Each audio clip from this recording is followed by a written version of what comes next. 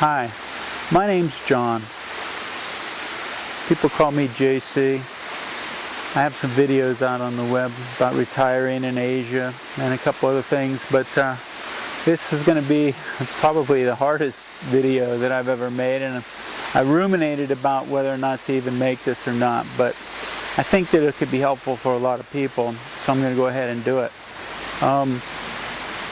I just got through doing a video about Crohn's disease, which is a disease of the intestinal tract. I had it about 22 years ago, and I cured myself. I haven't had any symptoms for about 22 years. So I was just getting it up on the website to be able to help other people online to be able to help themselves. Well, the interesting thing about Crohn's disease or ulcerative colitis is it predisposes you to cancers of the colon.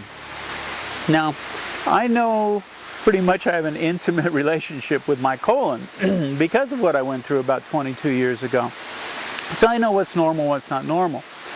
Well, a couple months ago, things started to get not normal. You know, there were little unusual things were happening when I was using the bathroom. So I know what the symptoms are of Crohn's disease, ulcerative colitis, and I started to treat those, but I knew that that's not what I have. It's something a little bit different.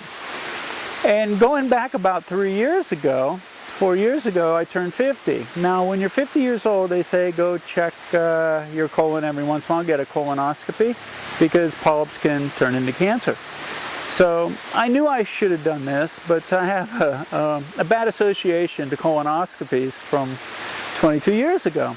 So I put it off, you know, the money, the time, everything, and well, my symptoms that I have now are a little bit strange. So I tried dealing with them myself and haven't been too successful. So the other day I went to a gastroenterologist, and he did a rectal exam, and he says, I feel something here. And what's on the glove isn't normal. So he says, do you have a history of cancer in the family? I said, no. And he says, well, we need to check, make sure that that's not what's happening. So 27 days from then, 22 days from today, I get what's called a barium enema, which they'll actually be able to go in and see the whole intestinal tract and see what's going on. So, needless to say, I'm a little worried about this because, like I said, having Crohn's disease predisposes me to having cancer of the colon. My age, not having done colonoscopies to check, some of the symptoms I'm having, it's really not looking too good. So why am I making the video? Well, you know, you always hear like, okay, if you only had a day to live, what would you do tomorrow? Well, that's sort of the way I feel now. Because if you know anything about the prognosis of if you have colon cancer, it's not very good.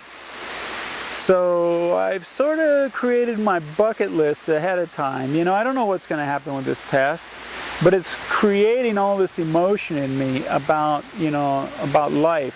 And, you know, I created an audio program called The Easiest Way to an Effortless Life. And I always wanted to do a lot of things on video to help people understand that if you harmonize with nature, you actually have an effortless life. And my life has been pretty effortless up until this point. But I do also have a very strong belief that I teach people about on the audio program about things happening for a bigger purpose, that everything happens on purpose to keep you on purpose in your life. And about the beliefs you need to have to stay in a space where you can accept what happens and look for the opportunities and meanings in that. Now, I worked with Tony Robbins for about 12 years side by side with him. And we have a different philosophy of life. Mine's more philosophical, his is more practical.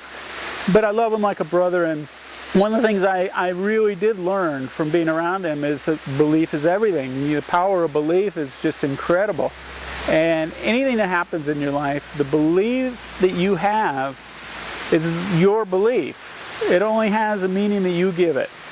And so I think it's time for me to put some things down on tape.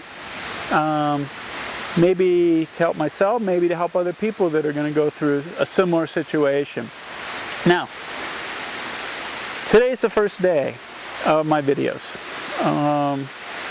You know, and on the way up here, I was like, okay, what am I going to say? I'm up on a mountain, got a nice little waterfall behind me. It's a beautiful day. Every day it's been raining. I'm here in Thailand, and every day it's been raining. It's the rainy season.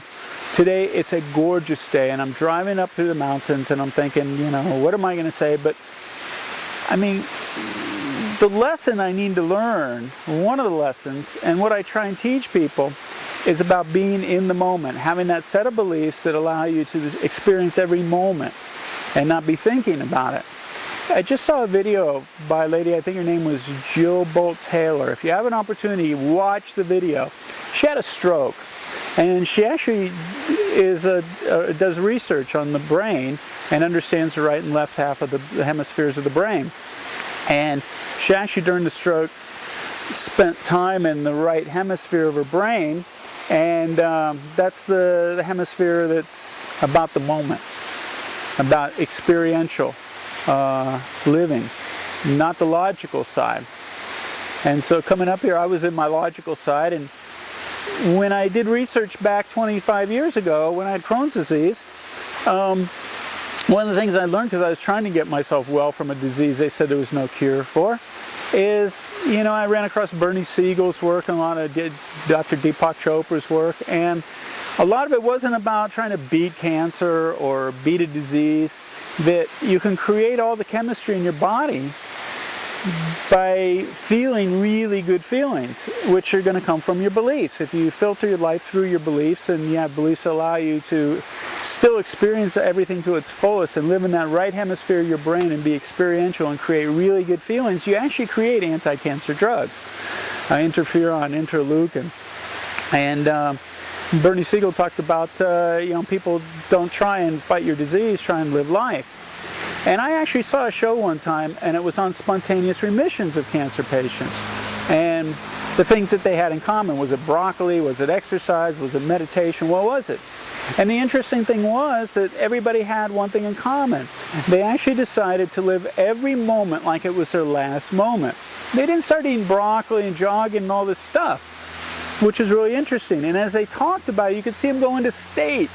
Like one guy said, you know, he was told, put his affairs in order. You know, you only have a couple months to live, and do what you need to do. He said, well, I decided I was going to live every moment that I had, whether it was 1 day or 1 month, like it was the last day.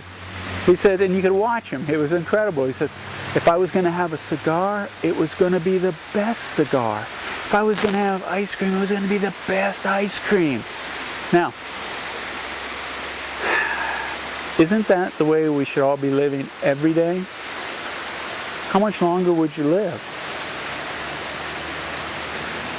I guess the goal of my videos is to try and teach people to stay in that space all the time. And I'm going to share some really cool things, because I'm going to do this every day, because I'm going to go through some really interesting feelings and thought processes, and I want to share those with you because I know other people will go through them as well and try and help other people. But the goal, I think, every day in life is to live life like it's the last. Like, what would you do if you only had, you know, a day to live? What would you do? Who would you talk to? What would you say to them? What would you eat for dinner? You know, we really don't have that much time here, and we don't know when it can end. And so I think it's really important not to wait till there's a crisis for your values to change of what's important to you in life.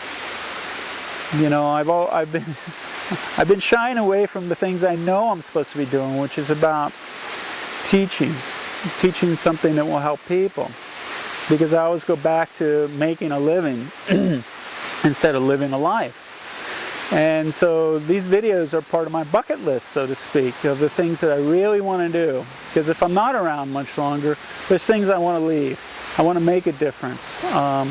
So we're going to sort of go through this together. and hopefully it'll be helpful to a lot of people, because there's a lot of things I want to share. And even if you're not sick, I think you're going to get a lot out of these, as far as being able to live your life in the moment and to its fullest, which is what really everybody should be doing. You know, you want to be fully fulfilled, and I think that comes on many different levels. I think most of the things we're striving for in our life are only to give us feelings, and I think the ultimate feeling that we're all trying to get is the feeling of love, that feeling that we had when we were in the womb and everything was peaceful and all there was a feeling of love and warmth. And I think we're ultimately always striving to get back to that feeling. And so love and creation is what makes this universe continue. And we'll talk about that as we go along in these videos.